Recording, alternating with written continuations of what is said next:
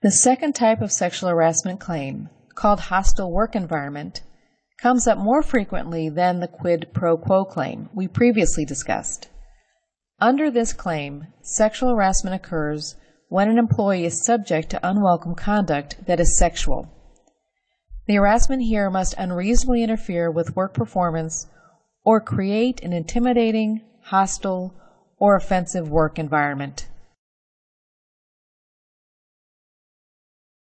The focus in hostile work environment cases is on the work environment itself and whether it is hostile, intimidating, or abusive. Whereas quid pro quo cases usually involve a supervisor's unlawful conduct, a hostile work environment might be created by the conduct of supervisors, co-workers, constituents, and third parties.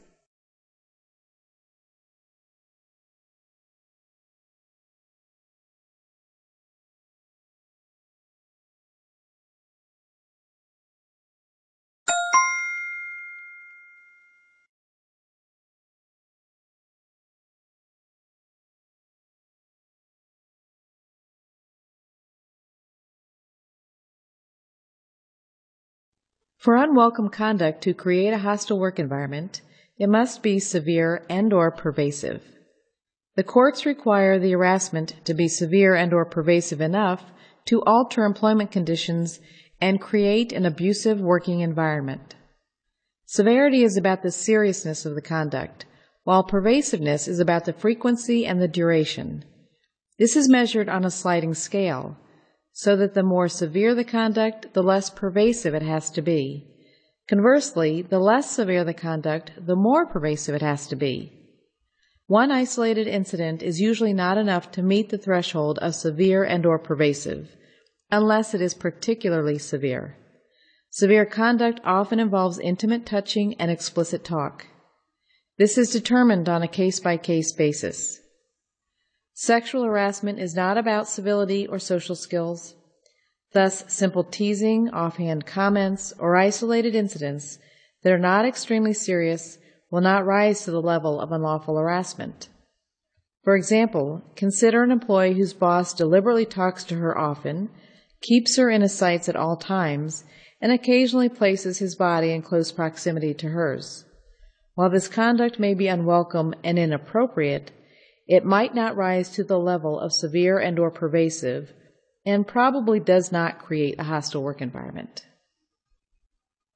As we previously discussed, some conduct that doesn't meet the threshold for severe and pervasive under the law can still be inappropriate and offensive. This offensive conduct may negatively impact the workplace and affect employee morale. If serious enough, it may subject the offending employee to disciplinary action for their conduct. Let's get back to Chloe. Chloe's boss continues to compliment her appearance. Her co-workers overhear and also see Chloe's boss hug her at least twice, once last month and once 6 months ago. On 3 occasions over the past year, he sent her text messages late at night, complimenting the outfit she had on that day. On at least one occasion, she suspected he was intoxicated by the time he messaged her. Did her boss's conduct create a hostile work environment? Assuming the conduct was unwelcome and sexual, the answer depends on whether it was severe and/or pervasive.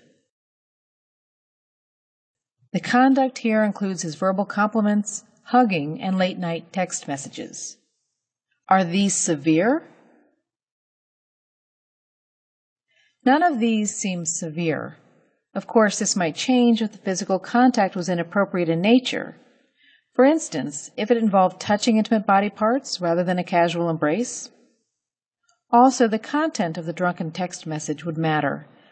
If it involved propositioning, the conduct would be more severe than a simple compliment. Chloe's boss was reported to have given her 2 hugs and sent 3 text messages. Were these pervasive?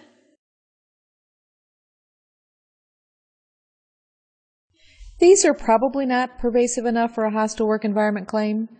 With the facts as given, Chloe's boss's conduct was neither severe nor pervasive, and thus did not create a hostile work environment. However, Chloe's boss probably made Chloe feel uncomfortable due to his inappropriate conduct, and he may have violated office policies.